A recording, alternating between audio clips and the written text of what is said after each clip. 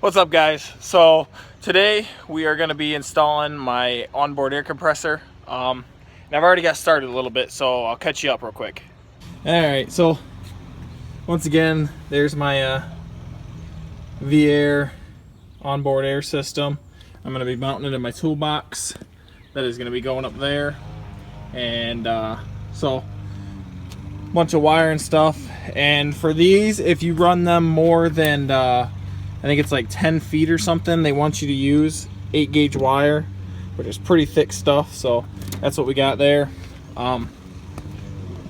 Catch you up to what I've done so far.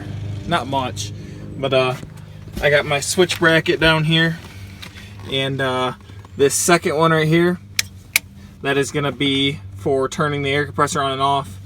I'm just going to have a regular on and off switch for it. It'll be easier that way because I'm not going to need to use it all the time. But so all I've done really is I got the ground hooked back up and in here up behind the fuse panel, and then I've got my my power and then my signal wire coming from the switch. Got them wrapped up in electrical tape, and I'm about to send them up through the firewall. So that's about all I've done. Probably about 15 minutes worth of work or so to get that far. We run it through the firewall right there where that other one's coming through, and it's gonna go up here with the rest of my mess of wires. Freaking bunch of relays, bunch of fuses. All right, so it's getting a little late here. I spliced in the power to the switch right there. That's this wire here, and then I spliced that in so that I can get power to that switch. This is the power to the relay, signal to the relay, and then all we got left is a ground to the relay and then power back to the pump. So we're gonna do that tomorrow. All right, so as you can see, it's wet out. So they recommend for these air pumps that if you're running over, I think it was 10 foot, they want you to run like, it was either 8 or 10 gauge wire. So I went and got some 8-gauge wire, which is it's pretty thick. So I also went and got some loom and loomed it up real quick while it was raining, and now that it's let up a little bit, we're just gonna run it. And the way I'm gonna pop it into my bed is just right up through here, and then I'm gonna drill a hole in the side of my toolbox with a rubber grommet. So for now, I'm just gonna run it up around that mount there, up along the frame, and then get it up to the cab so I can start wiring it in. All right, so I'm just gonna let you guys in on a little tip that I like to do when I'm wiring stuff. Is once I run all the wiring up to the from where you're going up to the engine bay, it's usually easier that way. So you're going around everything and whatnot, so you're not trying to pull it, you're kind of like pushing it through. But anyways, get it up here, and then if you're looming it like this, I loom everything, it makes stuff look good. Push your loom back to about where you're gonna end it at, which is probably about right there, and I got like a foot of wire out here, but that's probably gonna get cut off anyways. And I'll start zip tying everything off to where it looks clean, and then I'll pull it tight and work my way back along the line until I get back to where it's going. All right, so before I get out from under here, that's the new loom there. That's for lift pump and some other stuff. And just kind of tucked up there along with the other ones. And that's about where I stopped right now, and it is raining again. So I gotta attempt to get out from under here without getting the camera soaked. Now you see that there's a black wire in that too. I got it ran up into the bed there, and it is in that same loom. I pushed it through, and I got it right there onto the frame. I don't know if it's coming out the best, but yep, there we go. Jumps into that loom right there. That's just a cab mount, little pocket, and we are gonna get us some good undercoat in here.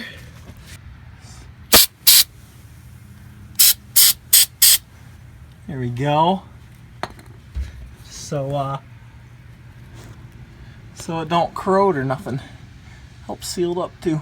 Alright, so we're going to pick up where we were yesterday, and if you can't tell, it's cold. I don't know what the hell happened. It's probably like mid 40s out right now, so it got really cold. And But we're gonna pick back up where we're at. I got the power wire run from my battery back. I got the ground wire grounded to the frame. Got those running up into the bed there. And then what I'm doing here is I'm gonna drill. I already got the little pilot started there. I'm gonna drill a hole in my toolbox here so that my air tank. I'm gonna make like a little wooden box or something for it that I can mount this to that'll sit in there, and then up here is gonna be like a little storage compartment for like just air fittings and hoses and shit. So that hole, I don't know if you can see it, it comes out right there, and it's gonna just run around here so I can make those connections with the rest of the wires. So that's about it. Got us a big old freaking drill bit here, and we're not gonna hit, so let's see if I can record and do this at the same time.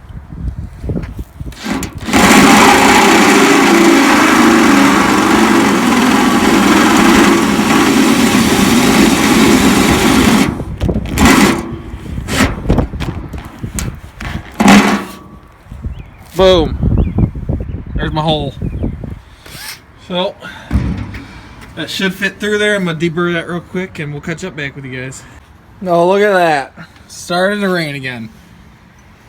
But, so what we got done here is I got ground hooked up that's going to the relay. And then back in the toolbox.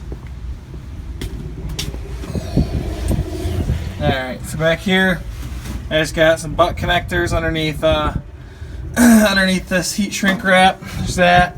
And I gotta get a piece of plywood cut up, and I'm just gonna mount this air compressor to a piece of plywood and then set it in there, because this toolbox is real thin and I don't want to rip the bolts through it or whatnot. So I'm gonna wrap that all up with some nice electrical tape, make it look good, and yeah, we're pretty much done back here.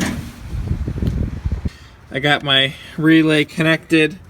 If you're not familiar with relays, on a common 4-pin, I don't want to say bottom, but in this case it's the bottom. I'll just tell you the numbers. 30 is from your fused power from your battery. 85 is your ground. That's this black wire in the back here. This blue one, which is 86, is your switched wire. And then the 87 up on top, that goes to your accessory. And I don't know, there's 87A in the middle, which I'm not using. But alright, so I got my air fittings all hooked up. That's my air hose. I'm gonna be running off that. Oops. So let's see if she wants to fire up here. Uh-oh, here we go. It's actually pretty quiet. So we'll catch you back when it's all aired up. Alright, so if you hear that air leaking, it's just coming out of this fitting right here. Not the hose, but the air chuck, but there it kicks back on. It kicks on at 160, shuts off at like 200. See how that really it works pretty good. I just aired up my bags with my little tool there, the corners, and it works pretty good. All I got left here is just gotta tidy up some wires, and then it's done. So that's me putting on my onboard air system, wiring it in. Kind of boring, but hey, if you're into that, it's all right. Just wiring. Just takes a little bit of knowledge on what you're doing with fuses, running wires, and relays and stuff. Other than that, pretty simple. Like the video as always. If you're stopping in for the first time, please subscribe. Thanks for watching.